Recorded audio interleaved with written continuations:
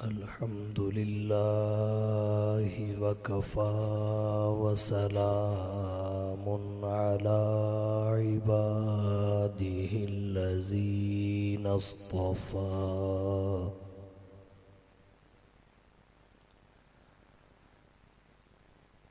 أما بعد فأعوذ بالله من الشيطان الرجيم بسم الله الرحمن الرحيم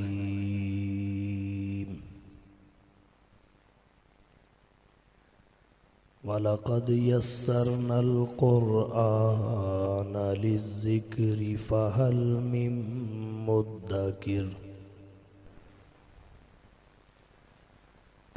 وقال النبي صلى الله عليه وسلم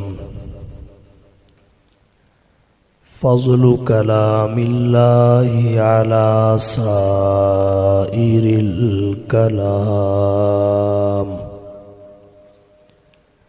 كفضل الله على الخلق أو كما قال صلى الله عليه وسلم سبحان ربك رب العزة عما يصفون وسلام على المرسلين والحمد لله رب العالمين.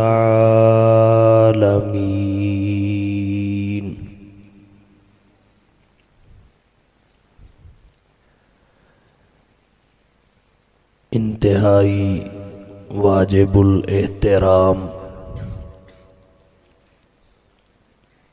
معزز علماء کرام، اساتذہ اعظام، عزیز بھائیوں، دوستوں، بزرگوں، طالب علم ساتھیوں، مدرسہ عمر بن خطاب کا سالانہ جلسہ ہے۔ مجاہد ختم نبوت، سفیر امن حضرت مولانا قاری احمد علی ندیم صاحب دامت برکاتہم العالیہ اور برادر عزیز حضرت مولانا مفتی عبید اللہ انور صاحب مد ظلہ العالی اور ان کے رفقاء کی دعوت پر آپ سے مخاطب ہونے کا شرف حاصل کر رہا ہوں۔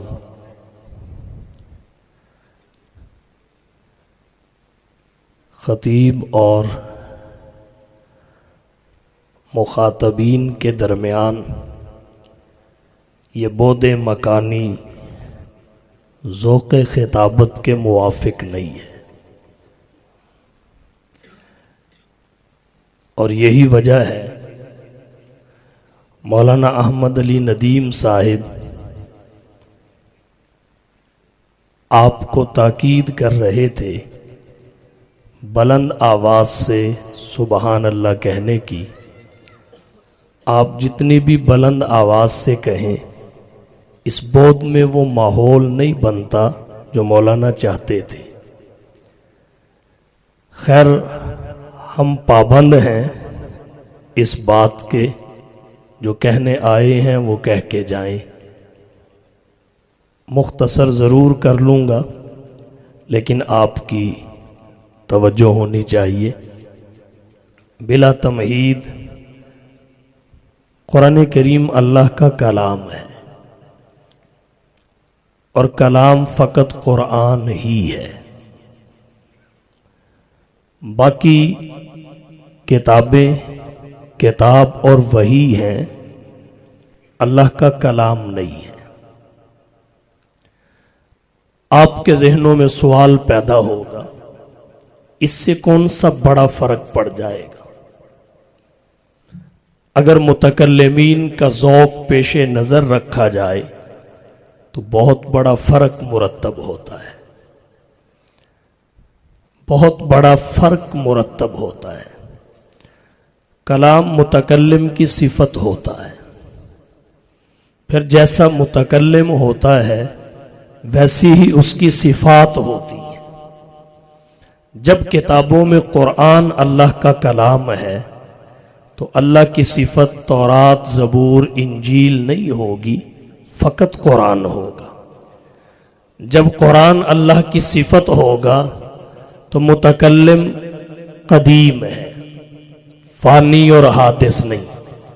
کل من علیہا فان وَيَبْقَى وَجْهُ رَبِّكَ ذُو الْجَلَالِ وَالْإِكْرَامِ، ہر شے کو فنا ہے۔ اگر فنا سے پاک ہے تو اللہ کی ذات ہے اور اللہ کی صفات ہے۔ جب اللہ کی ذات قدیم ہے، اس کی ایک ایک صفت قدیم ہے، اور کلام متکلم کی صفت ہوتا ہے، قرآن اللہ کی صفت ہے، کلام ہونے کی وجہ سے یہ بھی قدیم ہے۔ جب یہ قدیم ہے، اللہ کی صفت ہونے کی وجہ سے، یہی وجہ ہے ساری کتابیں غیر محفوظ ہو گئیں، قرآن ہمیشہ کے لیے محفوظ ہے۔ جس حدیث مبارکہ کو میں نے آپ کے سامنے پڑھا ہے، جناب نبی کریم صلی اللہ علیہ وسلم نے فرمایا، فضل کلام اللہ علی سائر الکلام، اللہ کے کلام یعنی قرآن کی فضیلت باقی کلاموں پر، باقیوں کو لفظی اور لغوی اعتبار سے کلام کہا گیا، ایسے ہی ہے جیسے اللہ کی فضیلت تمام مخلوقات پر ہے۔ مخلوقات فانی ہے، خالق باقی ہے۔ اسی طرح قرآن محفوظ ہے، باقی کتابیں غیر محفوظ ہیں۔ تو یہ قرآن کریم کی خصوصیت ہے۔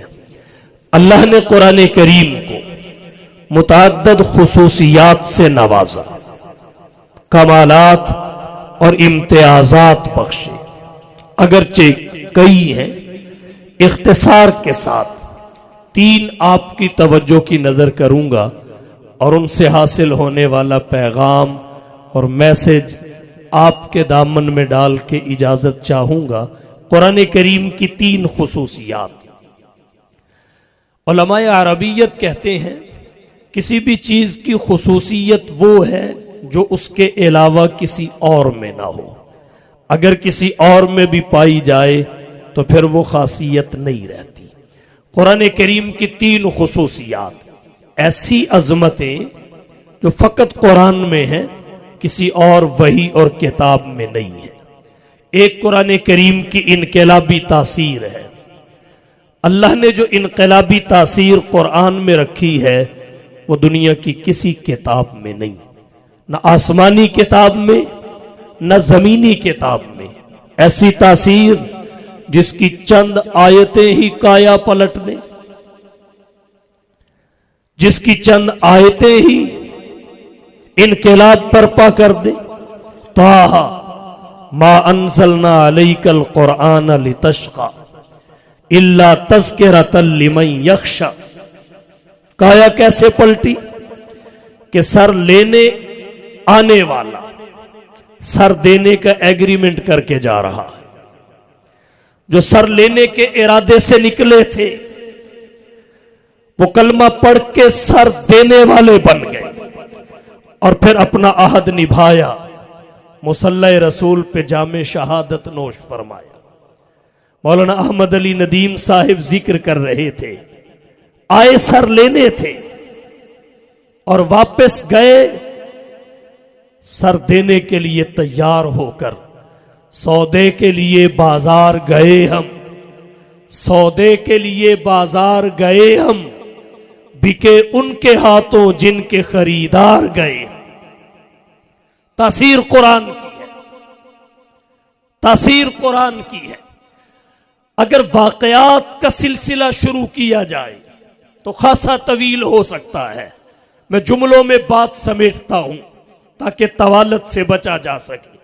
قرآن کریم کی انقلابی تاثیر، ایسی تاثیر جس سے ضلالت ہدایت میں بدلی، جہالت علمیت میں بدلی، بغاوت اطاعت میں بدلی، شقاوت سعادت میں بدلی، اجنبیت اپنائیت میں بدلی، جفا وفا میں بدلی، بود قربتوں میں سمٹا، ذرے صحرا ہوئے، قطرے دریا ہوئے، غلام آقا ہوئے، صنم پرست صمد پرست بنے، باطل پرست حق پرست بنے، اپنی ہی عزتوں پہ میلی نگاہ رکھنے والے دوسروں کی عزتوں کے محافظ بنے. جو جہلائے عرب مقام صحابیت پہ پہنچے. یہ تاثیر اللہ کے قرآن کی ہے جو دنیا کی کسی کتاب میں نہیں ہے. مفتی اعظم پاکستان حضرت مفتی محمد شفیع رحمت اللہ علیہ نے معارف القرآن جلد اول میں ان کنتم فی ریب کی تفسیر میں واقعہ لکھا. 3 بڑے سردار قریش کے، ابو جہل، ابو لہب، اخنس بن شریک، سارا دن لوگوں کو کہتے لا تسمعوا لہذا القرآن، اس قرآن کو نہ سننا، والغوا فی، کسی کو سننے بھی نہ دینا، کیونکہ جو اسے سن لیتا ہے پھر اسی کا ہو کے رہ جاتا ہے. جو اسے سن لیتا ہے ہمارے کام کب آتا ہے. لا تسمعوا لہذا القرآن والغوا فی لعلکم تغلبون، تاکہ تم غالب رہو.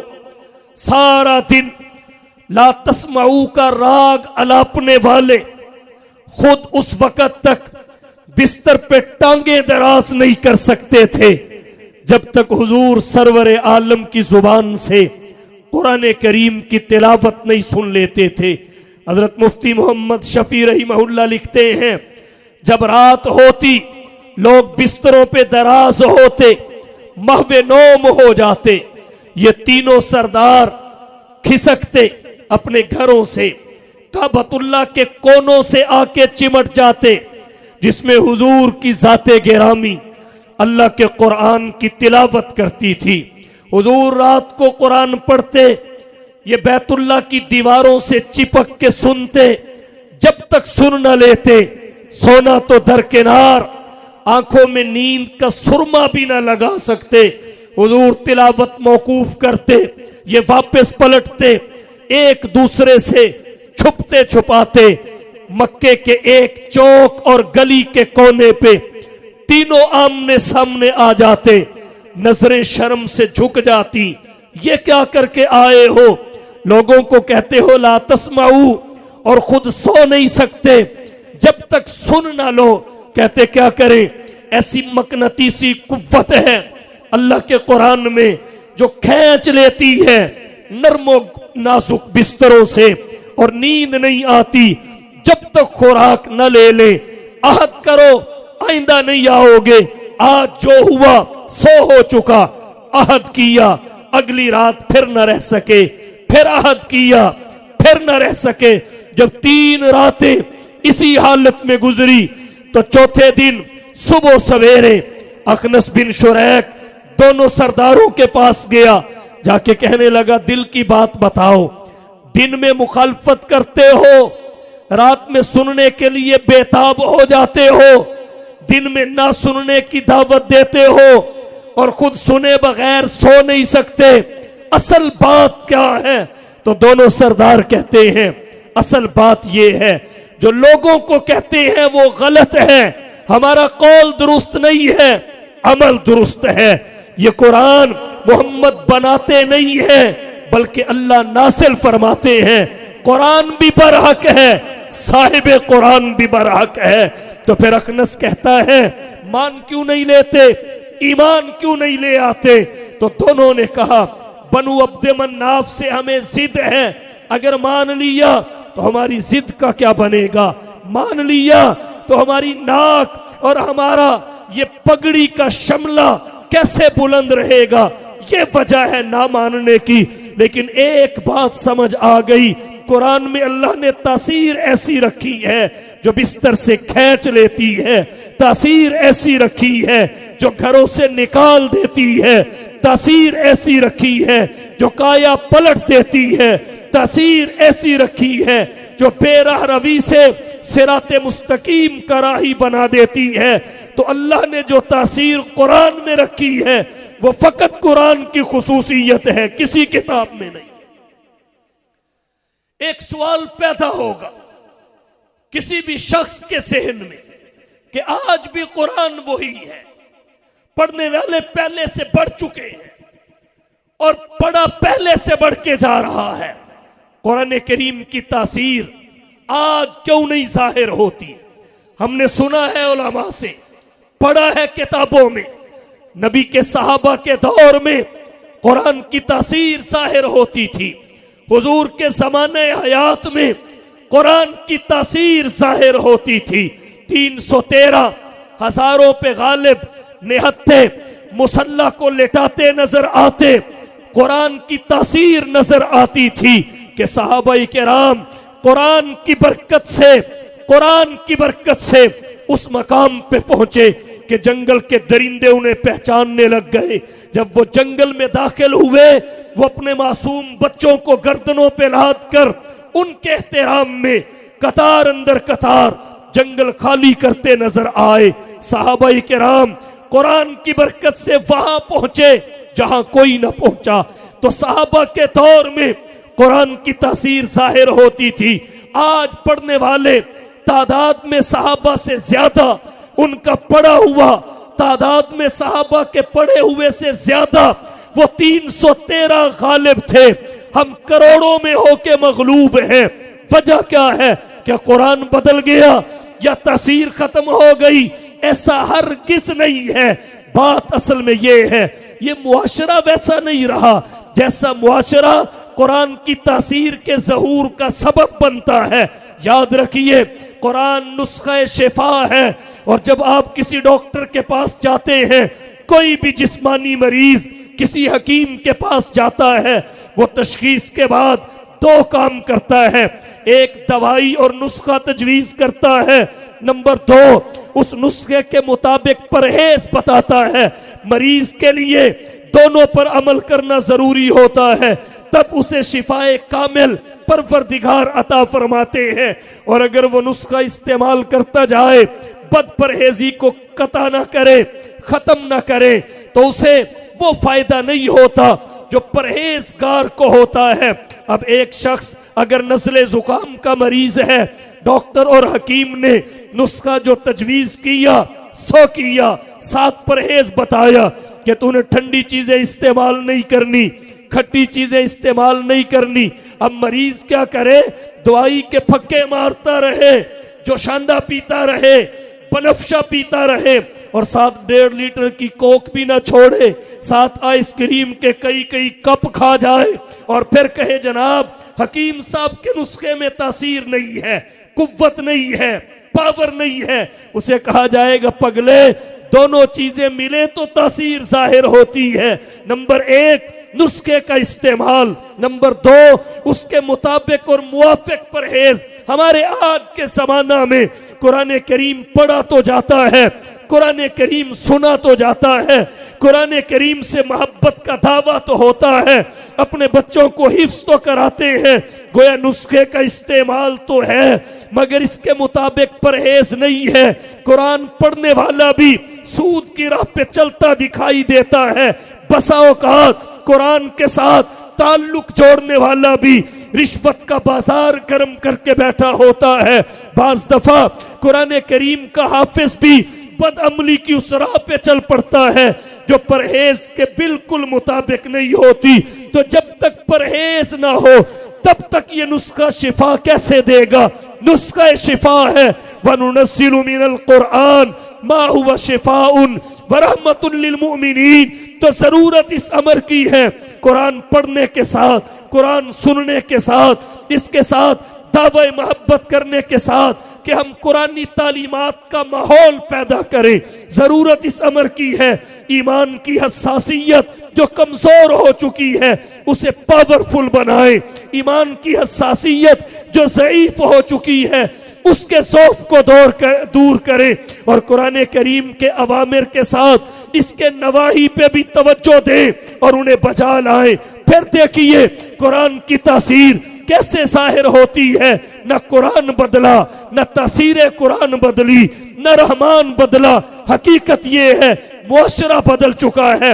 اگر آج بھی معاشرہ اسی سابقہ دور کی صفات اپنے اندر پیدا کر لے تو قرآن کی تاثیر ویسے ہی نظر آئے گی. مفکر اسلام، مصور پاکستان ڈاکٹر علامہ محمد اقبال رحمہ اللہ نے یہی بات کہی کہ فضائے بدر پیدا کر، فضائے بدر پیدا کر، فرشتے تیری نصرت کو اتر سکتے ہیں گردوں سے، قطار اندر قطار اب بھی. قرآن نہیں بدلا، مسلمان بدل چکا ہے. قرآنی تعلیمات کے مطابق ماحول نہیں رہا. ایمان کی حساسیت میں ضعف آ چکا ہے. تو پھر تاثیر کیسے ظاہر ہو؟ تاثیر کیسے ظاہر ہو؟ تاثیر آج بھی ہے اور ایسی ہے جو اور کسی کتاب میں نہیں ہے. زمینی میں تو کیا ہوگی، آسمانی کتاب میں نہیں. کتب سماویہ بھی اس تاثیر سے محروم ہیں جو تاثیر اللہ نے قرآن میں رکھی ہے. دوسری خصوصیت وہ ہے تسہیل حفظ القرآن. حفظ کے لحاظ سے، چونکہ حفظ کا اجتماع ہے، حفظ کے لحاظ سے اللہ نے جتنا آسان قرآن کو بنایا ہے، دنیا کی کوئی کتاب اتنی آسان نہیں ہے. اور ہمارا یہ بھی دعویٰ ہے کہ قرآن کے علاوہ کسی کتاب کا حافظ بھی کوئی نہیں ہے. حافظ بھی کوئی نہیں. کیوں؟ اس لیے کہ حافظ کے لیے حفظ کرنا پڑتا ہے. حفظ کے لیے متن کا محفوظ ہونا ضروری ہے. جب باقی کتابیں ہی غیر محفوظ ہیں، ان کے حافظ آسمان سے تو نہیں اتریں گے، زمین سے پیدا ہوں گے. زمین پہ متن نہیں تو حافظ کہاں سے آئے؟ فقط قرآن محفوظ ہے. تو حفظ کے لحاظ سے اللہ نے جتنا آسان قرآن کو بنایا ہے، کوئی کتاب اتنی آسان نہیں ہے. مثال کے طور پہ یہ جو بچے بیٹھے ہیں قرآن کے حافظ بنے ہیں. اب قرآن ان کی زبان میں نہیں ہے، یہ اجمی ہے، قرآن عربی ہے. اور اس عربی قرآن کا معنی سمجھنے کے لیے، ترجمہ سمجھنے کے لیے انہیں گرامر پڑھنی پڑے گی، صرف اور نحو کی تعلیم لینی پڑے گی، اور پھر اس ترجمے اور معنی کی مراد اور مصداق تک پہنچنے کے لیے آگے کے علوم سیکھنے پڑیں گے. تب جا کے انہیں پتا چلے گا قرآن کریم کا تقاضا کیا ہے، قرآن کی ڈیمانڈ کیا ہے. انہیں نہیں پتا ذالک الکتاب کا معنی کیا ہے، لا ریب فیہ کا معنی کیا ہے، ھدی للمتقین کی تفسیر کیا ہے، تقوی کے درجات اور مراتب کتنے اور کون کون سے ہیں. لیکن اس کے باوجود قرآن پورا ان کے سینوں میں محفوظ ہے. یہ اجمی ہے، قرآن عربی ہے، ترجمہ انہیں نہیں آتا، تفسیر کا انہیں نہیں پتا، مصداق اور مراد کا تعین یہ نہیں کر سکتے. لیکن پھر پورا قرآن سینے میں، اس سے بڑھ کے آسان کتاب کون سی ہو سکتی ہے؟ جبکہ ہمیں پتا ہے ہماری مادری زبان اردو ہے یا پنجابی ہے. قرآن کریم جتنی ضخیم کتاب ہے، اس کے چوتھے حصے کو لے لیجئے.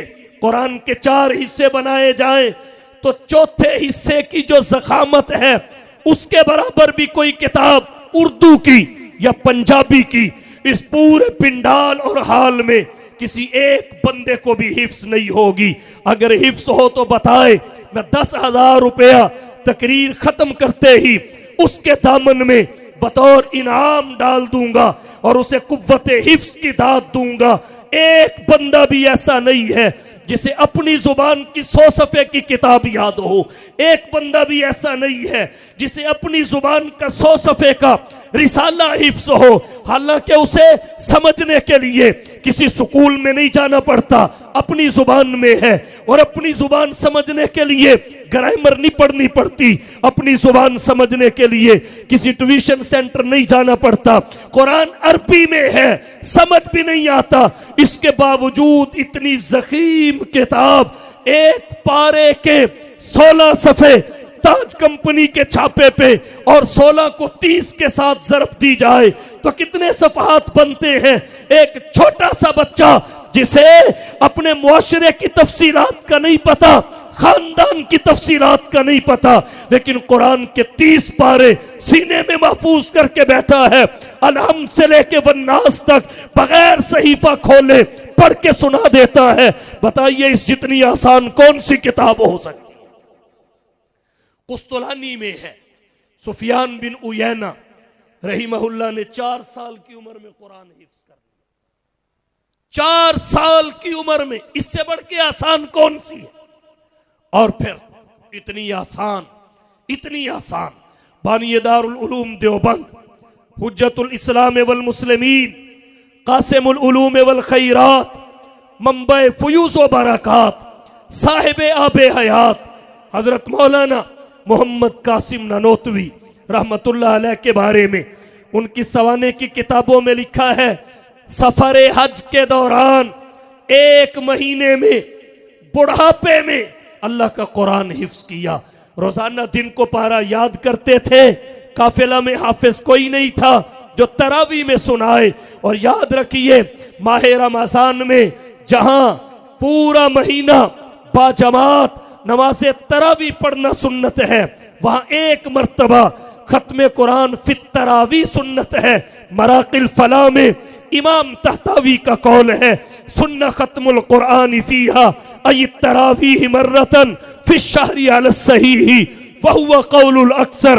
اور ہدایہ جلد اول میں صاحب ہدایہ برہان الدین مرغینانی فرماتے ہیں، اکثر المشائخ علی ان السنت فیہا الختم مرتن فلا یترک لکسر القوم، جیسے پورا مہینہ نماز تراویح سنت ہے، ختم قرآن فی التراویح بھی سنت ہے، تو قافلہ میں اتفاق سے حافظ کوئی نہیں تھا، سفر مہینوں پہلے شروع ہو جاتا تھا، ہوائی جہاز نہیں تھے، تو سفر کے دوران جب رمضان کا مہینہ آیا، تراویح پڑھنے کی بات آئی تو حافظ کوئی نہ نکلا۔ اب پریشانی لاحق ہوئی کہ کیسے اس سنت کو پورا کیا جائے۔ حضرت نانوتوی نے اپنے ذمے لے لیا، دن کو پارا یاد کرتے تھے، رات کو تراویح میں سنا دیتے تھے۔ 30 تاریخوں کا مہینہ تھا، ادھر عید کا چاند نظر آیا، ادھر حضرت نانوتوی کا قرآن حفظ ہو گیا۔ اتنا آسان۔ ماہنامہ وفاق المدارس میں میری نظر سے گزرا، وفاق المدارس العربیہ کے سابق صدر شیخ الحدیث حضرت مولانا محمد سلیم اللہ خان رحمت اللہ علیہ نے فقط 27 دنوں میں قرآن حفظ کیا۔ کتنا بڑا قرآن اور کتنے کم دنوں میں بوڑھے شخص نے حفظ کیا۔ اور کہتا ہوں 27 دن تو پھر زیادہ ہے، اللہ نے اتنا آسان بنایا ہے، اتنا آسان بنایا ہے۔ مولانا فقیر محمد جیلمی نے حدائق الحنفیہ میں لکھا ہے، سید الفقہا، امام الائمہ، سراج الامہ، تلمیذ الصحابہ، امام سواد اعظم حضرت امام اعظم ابو حنیفہ رحمت اللہ علیہ کے ہونہار شاگرد جلیل القدر امام حضرت امام محمد بن حسن شیبانی رحمہ اللہ نے فقط 7 دنوں میں قرآن حفظ کیا، اور امام ابو حنیفہ کے درس کے حلقہ میں داخل ہو گئے۔ اس سے بھی آگے کی بات کرنے لگا ہوں، امام ذہبی رحمت اللہ علیہ نے تذکرۃ الحفاظ میں لکھا ہے 7 دن پھر زیادہ ہیں۔ ابو المنذر ہشام بن محمد الصائب کلبی نے فقط 3 دنوں میں اللہ کا قرآن حفظ کیا۔ لائیے اتنی ضخیم کتاب جو اتنے کم دنوں میں حفظ کی گئی ہو، یہ اللہ کے قرآن کی خصوصیت ہے۔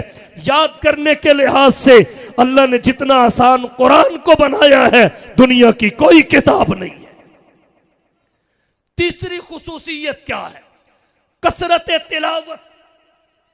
جتنی کثرت کے ساتھ قرآن پڑھا جاتا ہے، سب سے پہلی بات تو یہ ہے، کتاب تلاوت فقط قرآن ہے۔ کتاب تلاوت فقط قرآن ہے۔ نمبر 2، جتنی کثرت سے قرآن پڑھا جاتا ہے، اگر دنیا کی ساری کتابیں ملا لی جائیں اور ان کے پڑھے جانے کو کاؤنٹ کیا جائے تو ساری مل کے بھی قرآن کریم کے پڑھنے کی مقدار کو نہیں پہنچ سکتی۔ سب سے زیادہ پڑھا جاتا ہے۔ ان بچوں نے حفظ کیا، پرانے حفاظ بھی موجود ہیں۔ استاذ الحفاظ والقراء حضرت قاری شفیق صاحب دامت برکاتہم العالیہ تشریف فرما ہے۔ پوچھئے ایک حافظ زندگی میں ایک آیت کو کتنی بار پڑھتا ہے؟ ابتدا سے لے کے وفات تک پہلے مطالعہ یاد کرنے کی صورت میں آیت آیت پڑھتا ہے، پھر مطالعہ سنانے کی صورت میں پڑھتا ہے، اس کے بعد رٹا لگا کر سبق پکانے کی صورت میں پڑھتا ہے، پھر سبق سنانے کی صورت میں پڑھتا ہے، فارغ ہوا پھر سبکی کے طور پہ پختہ کرنے کی صورت میں پڑھتا ہے، پھر سبکی سنانے کی صورت میں پڑھتا ہے۔ جب سبکی سنا لیتا ہے وہ پارا اور سبق منزل کی حدود میں داخل ہوتا ہے، پھر منزل یاد کرنے کے لیے پڑھتا ہے، یاد کر لی پھر سنانے کے لیے پڑھتا ہے، سنا لی پھر دہرانے کے لیے پڑھتا ہے۔ اور جب رمضان آتا ہے جو سنتا ہے وہ یا سناتا ہے وہ ایک ایک آیت کو کتنی کتنی دفعہ پڑھتے ہیں، سننے اور سنانے سے پہلے، مصلی اور صف میں آنے سے پہلے، اور پھر تراویح میں پڑھتے ہیں، اور پھر درمیان سال میں حافظ پڑھتا رہتا ہے۔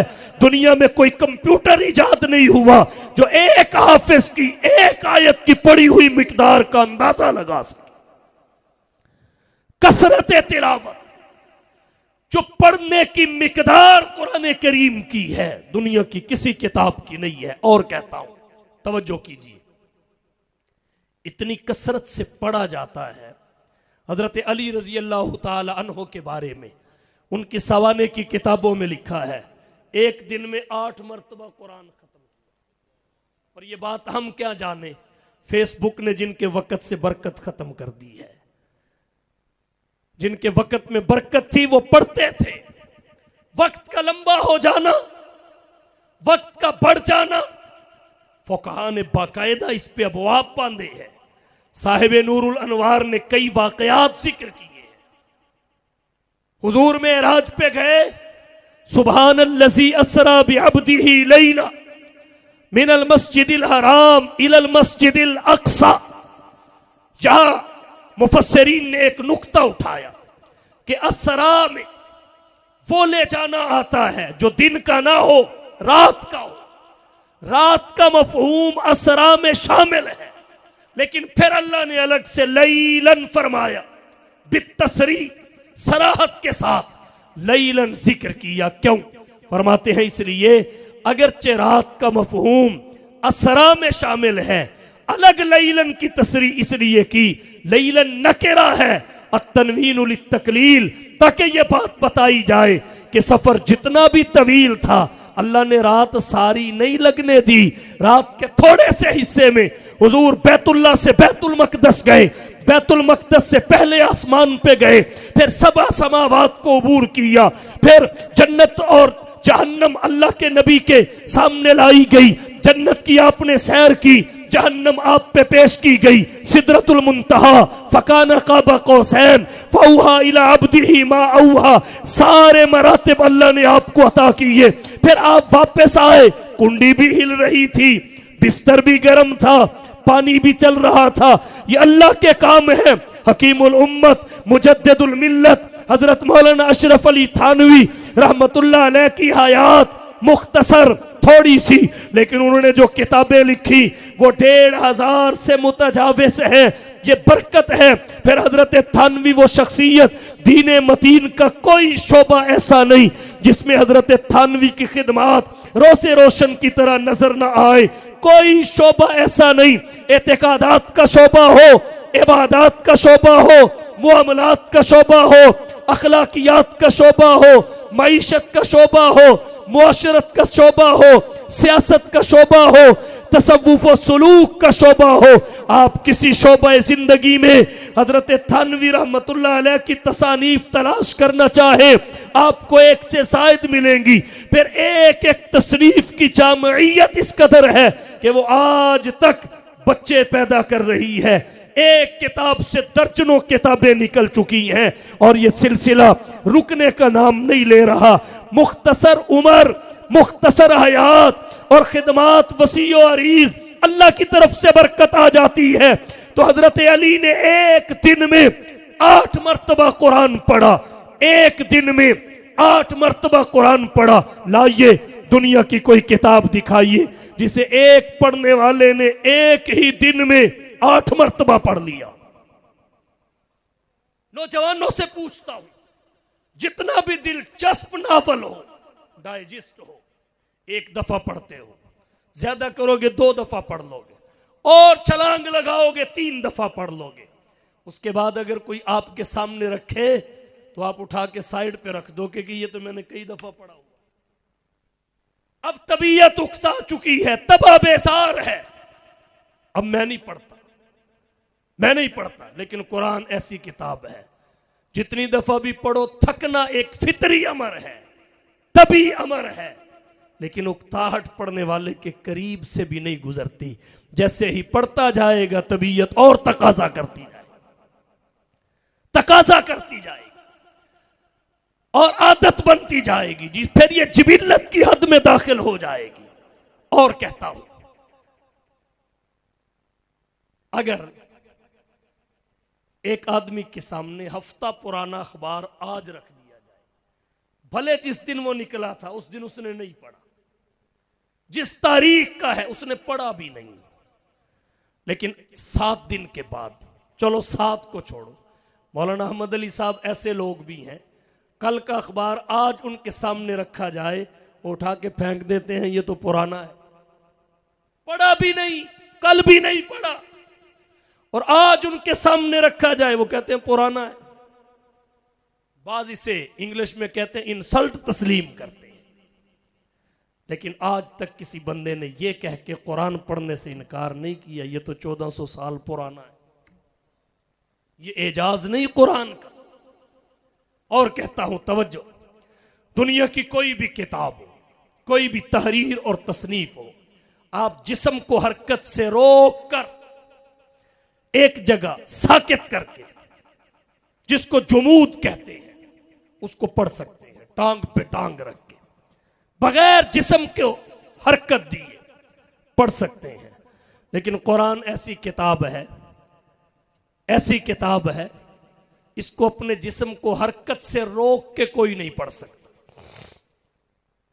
حرکت تو تب روکے جب یہ حرکت اختیاری ہو، ارادی ہو۔ یہ غیر اختیاری اور غیر ارادی ہوتی ہے، یہ پڑھنے سے پہلے جسم میں پیدا ہو جاتی ہے۔ ابھی غلاف اتار رہا ہے تاکہ قرآن کریم کو کھولے، چومے، پیشانی پہ رکھے، جسم میں حرکت پہلے پیدا ہو جاتی ہے۔ تحفظ اور تسمیہ پڑھتا ہے، جسم پہلے حرکت کرتا۔ حفاظ پھر اپنا اپنا مزاج ہے، کوئی آگے سے پیچھے، پیچھے سے آگے ہلتا ہے، کوئی دائیں سے بائیں، بائیں سے دائیں ہلتا ہے، کسی کا کوئی اور سٹائل ہوگا، لیکن جسم میں حرکت ضرور ہے۔ یہ کیوں ہے؟ جب قرآن پڑھا جاتا ہے تو قرآن اللہ کا کلام ہے، کلام کو متکلم سے نسبت ہوتی ہے، تو جب قرآن پڑھا جاتا ہے رابطہ متکلم سے ہو جاتا ہے، اور جب اللہ کا رابطہ بندے سے، بندے کا اللہ سے ہو جائے، پھر سکینہ کا نزول ہوتا ہے۔ سکینہ نازل ہو اور بندہ نہ جھومے، یہ کیسے ہو سکتا؟ کثرت تلاوت، جتنی کثرت کے ساتھ قرآن پڑھا جاتا ہے، کوئی کتاب نہیں پڑھی گئی، نہ پڑھی جا سکتی ہے۔ حضرت عثمان بن عفان رضی اللہ تعالی عنہ کے بارے میں آتا ہے، وہ ایک رات میں قرآن پڑھتے تھے، اور 4 شخصیات کے نام تاریخ کے اوراق میں محفوظ ہیں جنہوں نے ایک رکعت میں پورا قرآن پڑھا، ایک رکعت میں۔ ان میں 2 صحابہ ہیں، دو تابعین ہیں. صحابہ میں ایک نام ناشر قرآن حضرت عثمان بن عفان رضی اللہ تعالی عنہ کا ہے، اور دوسرا نام حضرت تمیم داری کا ہے. اور تابعین میں ایک نام سیدنا سعید بن جبیر کا ہے، اور دوسرا نام سید الفقہا امام الائمہ سراج الامہ تلمیذ الصحابہ امام سواد اعظم حضرت امام اعظم ابو حنیفہ رحمت اللہ علیہ کا ہے. اور امام صاحب رحمت اللہ علیہ کی سوانے کی کتابوں میں یہاں تک لکھا ہے کہ فقط رمضان کے مہینہ میں امام ابو حنیفہ 61 مرتبہ قرآن کریم پڑھتے تھے. ترتیب یہ ہوتی تھی، ایک قرآن روزانہ دن کو پڑھتے تھے، ایک قرآن روزانہ رات کو تہجد میں نوافل میں پڑھتے تھے. لوگ کہتے ہیں ابو حنیفہ کیسے عشاء کے وضو سے فجر کی نماز پڑھ لیا کرتے تھے. وہ ایسے پڑھتے تھے کہ ان کی رات قیام اللیل اور قرآن کی تلاوت میں گزرتی تھی. امام ابو حنیفہ رات کو ایک قرآن نوافل میں پڑھتے تھے، ایک قرآن دن کو پڑھتے تھے. 30 قرآن دن کے 30 قرآن رات کے دونوں کو ملایا 60 کا عدد حاصل ہوا. اور ایک قرآن وہ ہوتا تھا جو پورا مہینہ نماز تراویح میں سنایا کرتے تھے. اگر رمضان 30 تاریخوں کا ہوتا تو ادھر عید کا چاند نظر آتا تھا، ادھر ابو حنیفہ کے 61 قرآن مکمل ہو جاتے تھے. اور جب حضرت امام ابو حنیفہ رحمت اللہ علیہ کا جنازہ اٹھا، انتقال پر ملال ہوا، تو 7000 قرآن کی گنتی مکمل ہو چکی تھی جو انہوں نے اپنی زندگی میں پورے کیے. ایک بندہ اپنی زندگی میں ایک ہی کتاب کو 7000 مرتبہ پڑھ کے گیا ہو قرآن کے علاوہ، اس کی نصف تو کیا چوتھائی مقدار میں بھی کوئی کتاب دکھائیے. یہ خصوصیت فقط قرآن، فقط قرآن. آئیے فائدہ اٹھائیے ان خصوصیات سے، قرآن کی تاثیر کے ظاہر ہونے کا ماحول پیدا کیجیے، اور یہ ہماری ذمہ داری ہے. نمبر 2، قرآن کا یاد کرنا، حفظ کرنا اللہ نے آسان بنایا ہے.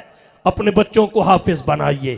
اور اگر بچے اس وقت مدرسے میں آنے کے لیے اور حفظ کرنے کے لیے آمادہ نہیں، مصروف ہو چکے ہیں، عمر بڑھ چکی ہے، تو پھر یہ جو بچے پڑھ رہے ہیں مدرسہ میں، ان کی سرپرستی کیجئے، ان کے ساتھ تعاون کیجئے، اور یہ آپ کے لیے صدقہ جاریہ بنیں گے. ایک روایت میرے ذہن میں آ گئی، جمعے کے خطاب میں شامل تھی، یہاں مجھے محسوس ہوتا ہے مناسب رہے گی. حضور سے کسی نے اپنی سنگ دلی کی شکایت کی، قساوت قلبی کی شکایت کی، دل بڑا سخت ہے. اللہ کے رسول نے نسخہ کیا بتایا؟ وَمْسَا رَأْسَ الْيَتِيمِ وَمْسَا رَأْسَ الْيَتِيمِ وَأَطْعِمِ الْمَسَاكِينَ، یتیم کے سر پہ ہاتھ پھیرا کر مسکینوں کو کھانا کھلایا کر. ان طلباء کے سروں پہ ہاتھ رکھیے، ان کے کھانے پانی کا بندوبست کیجئے. اللہ آپ کے دل میں رقت پیدا کر دے گا، اور رقت رحمت کو کہتے ہیں. اللہ آپ کے دل کو نرم کر دے گا، اور اللہ آپ کے مسائل حل کرے گا.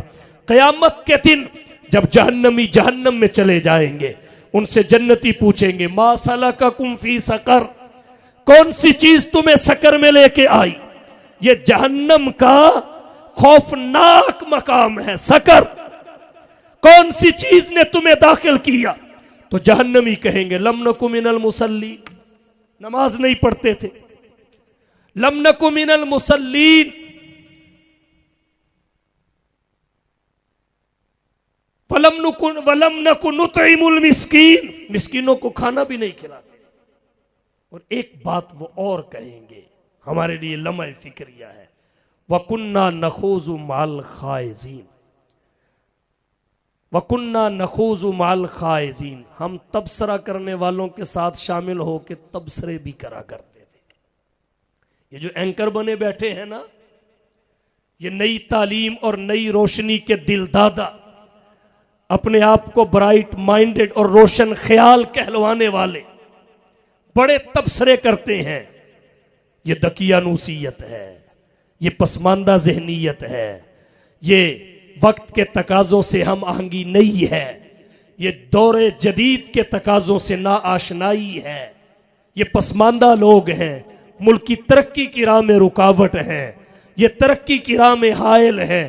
یہ جو تبصرے ہوتے ہیں، یونیورسٹی کچھ کر دے پردہ ڈال دیا جاتا ہے، اور مدارس میں اگر ایک آدھ واقعہ بھی کوئی ایسا ہو جائے تو میڈیا اسے سر پہ اٹھا لیتا ہے، تو وہ کہیں گے کننا نخوض مع الخائضین۔ ایک غلطی ہم سے یہ بھی ہوئی ہے، ایک خطا ہم سے یہ بھی ہوئی۔ ان طلباء سے پیار کیجئے، مدارس سے پیار کیجئے، علماء سے پیار کیجئے۔ ایک بات کہتا ہوں، علماء میں غلطی بھی ہو، بدعملی بھی ہو، کچھ بھی ہو، لیکن تمہیں دین صحیح بتائیں گے، تمہیں مسئلہ صحیح بتائیں گے، تمہاری رہنمائی صحیح کریں گے، اور جو تمہاری رہنمائی صحیح کرے اس کے عمل میں کوتاہی ہو، وہ جانے خدا جانے، اس کے عمل کی کوتاہی ہے، وہ جانے خدا جانے۔ تمہیں مسئلہ صحیح بتا رہے ہیں، تم عالم ہونے کی حیثیت سے، قاری ہونے کی حیثیت سے قدر کرو، اللہ تمہاری قدر کا صلہ تمہیں آخرت میں دیں گے۔ حکیم الاسلام حضرت قاری محمد طیب رحمت اللہ علیہ بڑے جید عالم تھے، جن کے ایک ایک جملے سے کتابیں تیار ہوں۔ ان سے کسی نے کہا جی عام بندہ اتنی خطائیں نہیں کرتا جتنی مولوی کرتے ہیں، عام بندہ اتنی خطائیں نہیں کرتا جتنی مولوی کرتے ہیں، پھر بھی یہ سوئیں تو سونا بھی عبادت، ان کا سونا بھی عبادت، نوم العلماء عبادت۔ تو حکیم الاسلام تھے، یہ لقب انہیں ویسے ہی نہیں ملا۔ وہ فرمانے لگے بھائی پانی دو طرح کا ہوتا ہے، پانی دو طرح کا ہوتا ہے، ایک مائع جاری، ایک مائع راکد۔ ہماری فقہ کی کتابوں میں دونوں کی تفصیلات موجود ہیں، ایک مائع جاری، ایک مائع راکد۔ مائع راکد میں تھوڑی سی نجاست بھی گر جائے ناپاک، اور مائع جاری میں زیادہ نجاست بھی گر جائے وہ اسے بہا کے لے جاتا ہے۔ نہ پانی ناپاک ہوتا ہے، نہ نجاست ہونے کا اثر دکھاتی ہے۔ تو فرمانے لگے تم ہو مائع راکد، یہ ہے مائع جاری، اس لیے تم اس چیز کو نہ سوچا کرو، تمہیں جو مسئلہ بتائیں گے درست بتائیں گے، تمہاری رہنمائی غلط نہیں کریں گے۔ تو ان کے ساتھ تعاون کیجئے۔ اس مدرسہ اور مسجد کا سنگ بنیاد رکھا گیا۔ اگلے سال ہم آئیں تو یہ تمبو نہ لگا ہو، ہم لینٹر کے نیچے آپ سے خطاب کریں، لینٹر کے نیچے۔ اور میں اللہ سے اجر لینے کے لیے آپ سے یہ وعدہ لینا چاہتا ہوں، جہاں تک ممکن ہوا تعاون کریں گے اس دینی مدرسہ کے ساتھ۔ تو قرآن کریم کو اللہ نے جو خصوصیات عطا فرمائی ان کا فیضان سمیٹیے، اپنے بچوں کو حافظ بنائیے، قرآن کریم کی تلاوت کو معمولات زندگی میں شامل کیجئے۔ واقع ہماری زندگی میں شامل ہو سکتی ہے، اخبار پڑھنا ہماری زندگی کے معمولات میں شامل ہو سکتا ہے، فیملی کے ساتھ بیٹھ کر چائے پینا ہمارے معمولات میں شامل ہو سکتا ہے۔ بھائی قرآن کے ایک پائیہ کی تلاوت ہمارے معمولات زندگی میں شامل کیوں نہیں ہو سکتی؟ آئیے قرآن سے تعلق مضبوط کیجئے۔ وفادار کتاب ہے جہاں سارے چھوڑ دیں گے۔ یوم یفر المرء من اخیہ وامہ وابیہ وصاحبتہ وبنیہ۔ قرآن اپنے قاری کو تلاش کرتا پھرے گا، ایک ایک کر کے جنت میں لے کے جائے گا۔ تعلق مضبوط کیجئے۔ یہی ہے وہ کتاب حق جسے قرآن کہتے ہیں، یہی ہے وہ کتاب حق جسے قرآن کہتے ہیں، جسے فرقان کہتے ہیں، جسے برہان کہتے ہیں۔ یہی ہے وہ کہ جس کا منتظر سارا زمانہ تھا، رسولوں کی زباں پر جس کا نغمہ تھا، ترانہ تھا۔ تعارف یہ کراتی ہے خداوند تعالی کا، رسولوں کا، قیامت کا، حبیب حق تعالی کا۔ نہ کچھ تحریف کا خطرہ، نہ خدشہ کچھ خیانت کا۔ خدائے پاک خود ضامن ہے اس کی حفاظت کا، اسی نے بھید کھولا ہے نبوت کا، خلافت کا، اسی نے راز بتلایا ہے قوموں کی امامت کا۔ وآخر دعوانا ان الحمدللہ رب العالمین۔